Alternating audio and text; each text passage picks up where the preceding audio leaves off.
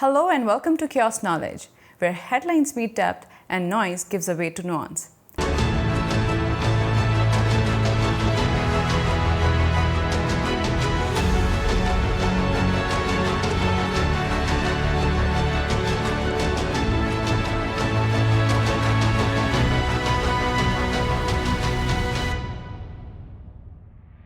I'm your host, Afeera Firdous. Today we are going to discuss one of the most high-stake geopolitical flare-ups in our region, the 12-day military showdown between Iran and Israel. As the dust settles down, we are left with more questions than answers. To discuss it, we have Sahar Khan with us today. Sahar is an independent analyst based in Washington, D.C., and an expert on U.S. grand strategy, crisis management, and non-proliferation, with a close eye on South Asia. Hi, Sahar. Thank you for joining us. Thank you for having me. Sahar, let's start with the basics. So, this was one of the most intense military exchanges we have seen recently. Both Iran and Israel now are claiming some form of victory, right? So, what did either side gain or lose during this war? I think it's safe to say that both Israel and Iran, gained a few things and also lost a few things. So from Israel's perspective, their main goal was to ensure that Iran's nuclear program is delayed and that they're able to do some damage to it. And they did by targeting nuclear scientists, by targeting nuclear facilities, and of course the U.S. strikes also helped in that regard as well. But I would say that that's Israel's main gain. And the second gain that I think has become quite obvious is that Israel was able to maintain air superiority. They basically were able to secure airspace and they neutralized Iran's air defense systems, especially the missile launchers, and they were able to destroy about 40%, which is, of course, a big deal, especially for Iran. In terms of Israel's losses, of course, Iran also retaliated and launched missile strikes in Tel Aviv and other areas that killed about 28 Israeli civilians. And of course, any loss of life is a big loss. And then, of course, there's an economic hit that Israel is facing as well. There's been a direct hit on its economy, on tourism, on investment. But when you compare that to Iran's losses, I think Israel's losses seem minor compared to Iran. Now, on the Iran side, or at least from Iran's perspective, Iran's main gain has been to maintain has been able to maintain messaging, and they've been very resilient as well. So despite heavy losses, Iran remained standing, and they used the war to really rally domestic solidarity, reinforcing a narrative of resistance. And this is a big win for the current Iranian regime. And then also, they have diplomatic leverage. After the strikes, Iran signaled openness to nuclear talks still, and I think that in of itself indicates that Iran is still willing to go the diplomatic route. In terms of Iran's losses, the losses have been massive. Right now, news estimates or open source estimates have been about 600 to 900 civilians killed. I imagine that they're probably more. And of course, Iran's nuclear weapon program took a big hit. A lot of Iranian nuclear scientists were killed, military leadership was killed, and I think that in of itself has delayed the nuclear program, but also has hurt the regime in an unexpected way. So, Sahar, there was another interesting factor to this conflict that seems closer to home. Pakistan's Army Chief General Asim Munir was in Washington, D.C. just days before the U.S. strikes began. With tensions this high, do you think Pakistan could get sucked into a wider conflict involving Iran? So, I've thought about this question quite a lot, and Pakistan is unlikely to be militarily involved in the U.S. Israel-Iran conflict, but it can't remain insulated either. Now, I do think that it's important to clarify, what Field Marshal Munir's visit was about. It came on the heels of the civilian delegation, which was led by former Foreign Minister Bilawal Bhutto after India and Pakistan had a 4-day conflict in May. And the delegation came to Washington, D.C., and their message was essentially of peace. And they made three things clear, three things that are important for Pakistan. The first, from Pakistan's perspective, is solving the issue of Kashmir. The second issue that the delegation focused on was the Indus Water Treaty and keeping it active and keeping it intact. And the third issue was putting pressure on India to provide evidence of Pakistan's involvement in the Pahalgam attack, which took place in April, in which 26 civilians lost their lives, and which India blames Pakistan for. And so these were sort of the three pillars that the civilian delegation discussed, and Field Marshal Asim Munir came on the heels of that. Now, of course, he had a very public lunch with President Trump, which was a kind of a big deal. No leader of Pakistan, a civilian or army, has had a public lunch with a president of the United States. And what I mean by public is that it was actually on the White House's calendar. Usually, when these meetings take place, they're and not that public. I mean, they meet, but it's not, there's no like menu that's making its round on Twitter. And so, I think keeping all of that in mind, right? Pakistan will be very careful and has to be very careful of any involvement in Iran and everything that is going to currently happen now. And Pakistan's strategic calculus will probably focus on avoiding a direct confrontation with Iran, preserving ties with its Gulf allies and the United States as well, because if Pakistan gets involved, it risks basically irritating some key strategic partners that it has and that it needs for its economic and security stability.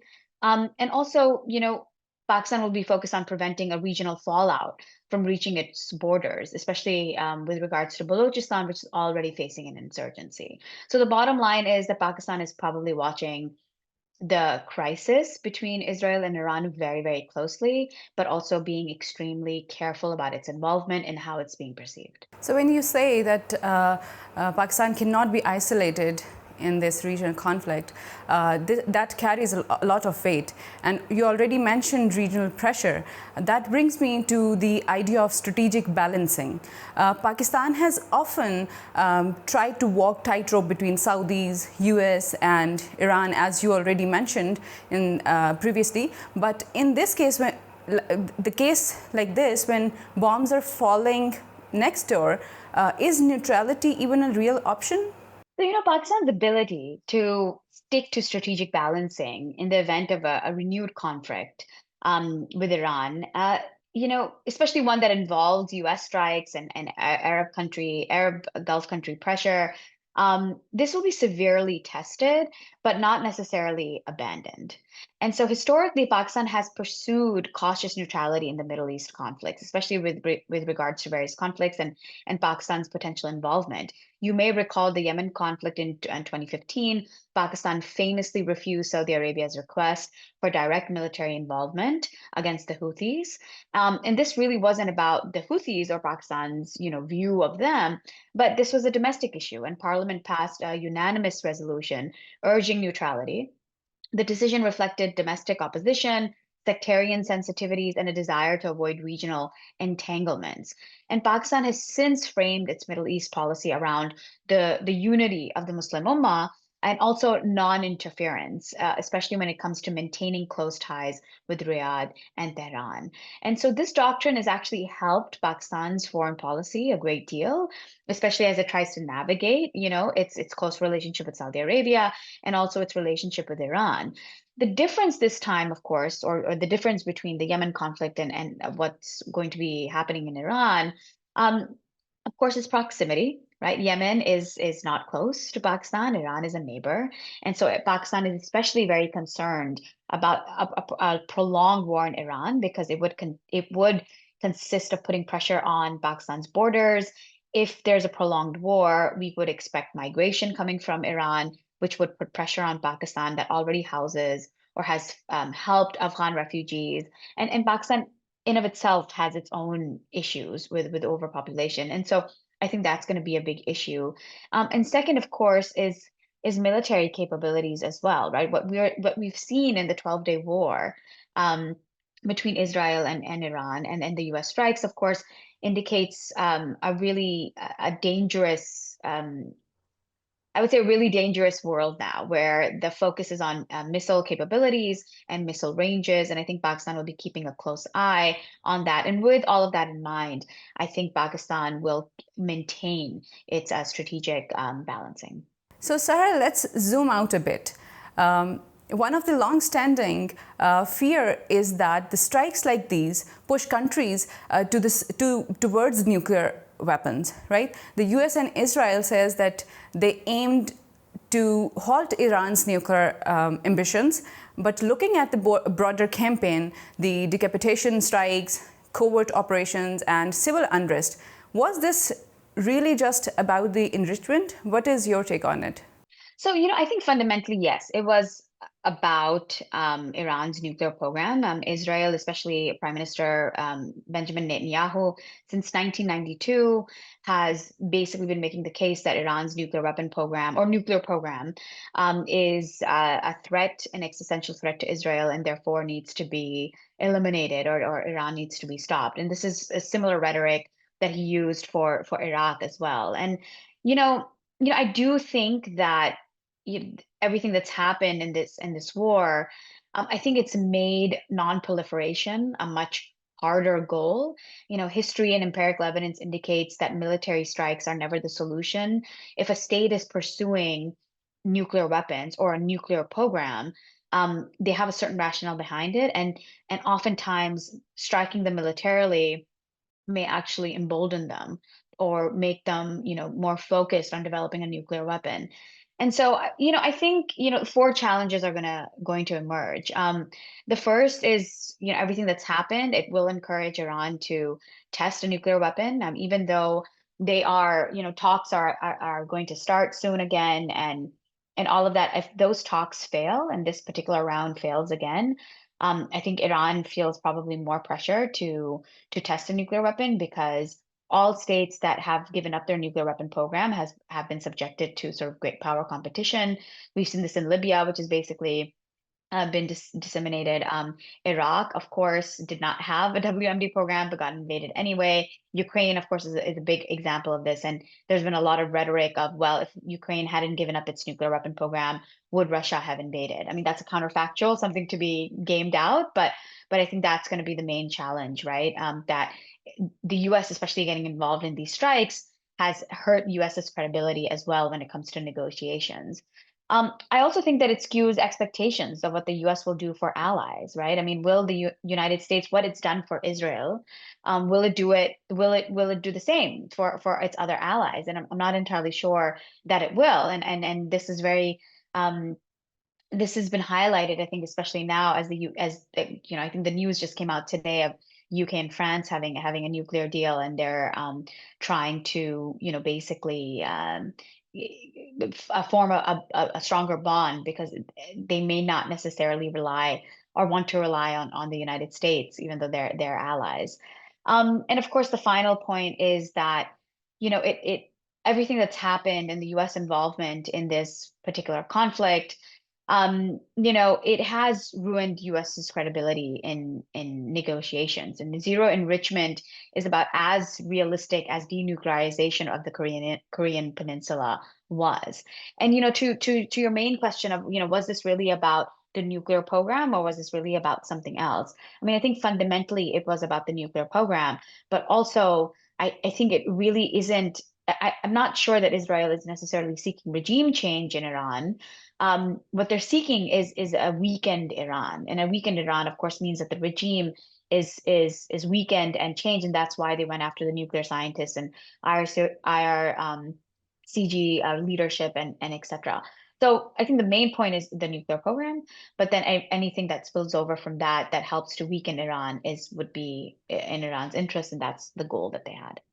So I would still want to stick to the that sensitive point that you mentioned, regime change. So if internal strife does erupt in Iran, how could it spill over into Pakistan, especially in the areas like Balochistan? What should we prepare for in terms of violence, refugee flows, or regional humanitarian crisis? So I think, I've thought about this question sort of in like two ways. The first is the impact on Pakistan specifically, and then the impact regionally.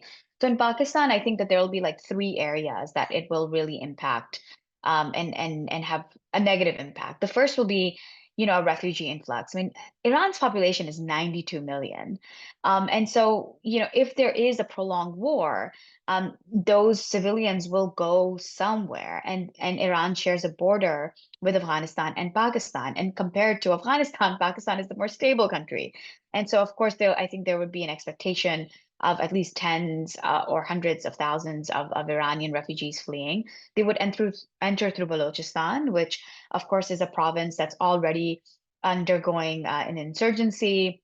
It has poor infrastructure, and there's already deep economic problems in Balochistan.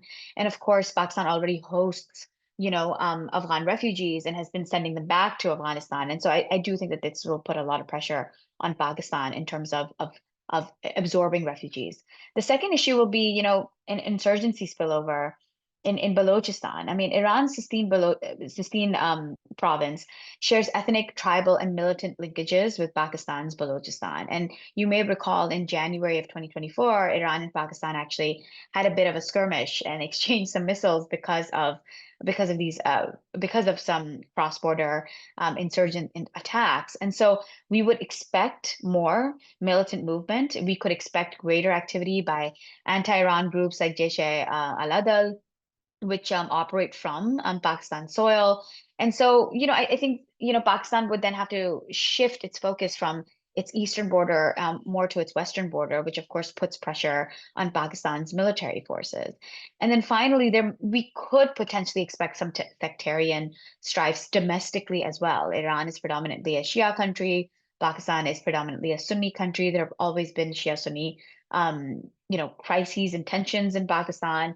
And I think an influx of Iranian refugees potentially would put even more pressure on the state and potentially more pressure on the sectarian tensions as well. But that's from the Pakistan side. From a regional perspective, I mean, I think the first issue will be, like a economic shock and an energy shock. Civil strike in Iran could close or disrupt the Strait of Hormuz, and we've already seen that's already been a topic of discussion and something that we're seeing. This would trigger a change in global energy prices that would, of course, impact not only Pakistan, but India, China, the United States. And of course, from Pakistan's perspective, CPEC projects will definitely be put under pressure as well. So that's something to watch out for. There will absolutely be tensions between the Afghanistan-Iran border, similar to the tensions that will potentially erupt between Iran and Pakistan. And I think that it will create greater, wider regional instability in a region that is already dealing with an Afghanistan that is unstable and poor and going through a lot of economic hardship right now. And so another regional sort of issue to think about would be, Iran's ability to maintain its proxy network. Now, Israeli strikes have already weakened a lot of Iranian proxy groups, but if there was a prolonged war in Iran, I think it would have a huge impact on proxies that exist in the Middle East in general, and I'm not really sure how that will create security in the region. And then finally, there will be we have to always think about great power competition, right? What does an unstable Iran what does that mean for the United States and US interests in the Middle East? And even if we don't necessarily think all day about, US interests, I think from Pakistan's perspective, Pakistan, I'm not sure if it'll be able to maintain, strategic balancing. And if it does, I'm not sure what it will look like if there is a prolonged war. So ultimately, I think it is in everybody's interest that Iran and Israel not fight and that Iran remains intact, or especially maintains its current situation. So, Sahar, at the same time, I guess we have seen Israel strike deep inside Iranian territory. So, what do you think, is Tel Aviv overreaching here, or has it emerged as region's undisputed military hegemon? And how are Iran's neighbors, especially if we talk about Arab states, Saudis, Qataris, how are these states looking at the situation or digesting this new Israeli posture? Yeah, no, that's a great question. And, I think Israel overreaching. I'm not sure that Israel has necessarily overreached, but Israel is not really a hegemon. In order to be a hegemon, there's certain criteria almost that you have to meet, right? The first, of course, are, demographic challenges. Israel is still a small country, and I think its population is it's fewer than 10 million. And so when you have that kind of a demography, it's really hard to think of Israel as a hegemon, especially when you consider Iran's population and you consider even Iraq's population in that and the broader Middle East. But that said, it's also important to think about that um, Israel's population is mainly a settler population. So even with those demographics in mind, a hegemon, it's very hard to maintain or at least acquire a hegemonic status if your demographics are still, sort of in settler mode, which is not the case for other Middle Eastern countries. And then, of course, there's military superiority. That would be sort of the second criteria, right? If you're a hegemon, um, and I say this as sort of, if you're a hegemon, your military needs to be really strong, and your military needs to be in a place where you don't constantly feel that you are being challenged or that you're in a state of war. Now, Israel's military, the IDF, of course, is a very strong military, and it has a great deal of support from the United States. But in of itself, it certainly has military superiority over its neighbors. But it is very much in a constant state of war. Israel is currently the only country in the world that is able to fight at four fronts, which I think is very it's difficult to do if you don't have a professional military or a credible military. But at the end of the day, I think it begs the question, who is supporting the IDF and how do they have these unlimited sources? And you can't be a hegemon if you're relying on another country for military aid and military support. And it's absolutely no secret that the United States has provided blanket military and military support to Israel in all shape or form, in terms of ammunition, in terms of military exercises, in terms of moral support or what have you. And so I don't think keeping that in mind, that's sort of another strike against Israel being a hegemon.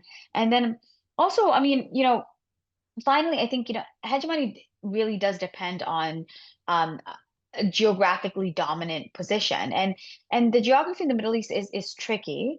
But that said, Israel, I don't think it's required hegemonic status yet because it's still, contesting its borders. It's still sort of involved in this like territorial fight. And so there's actually a great article written in Foreign Policy by Stephen Walt, who's like one of the,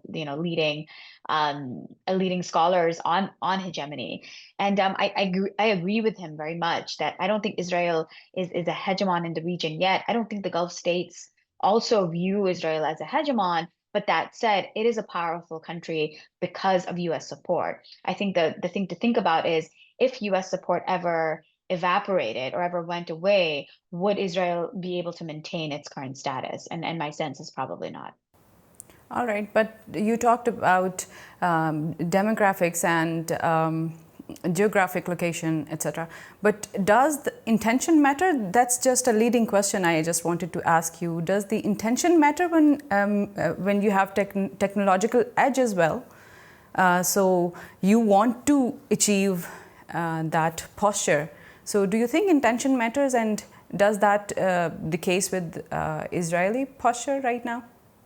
Yeah, of course. I mean, I think intention matters. I mean, I think Israel has been saying for decades that, it has existential threats. Iran is one of them. Iraq was one of them.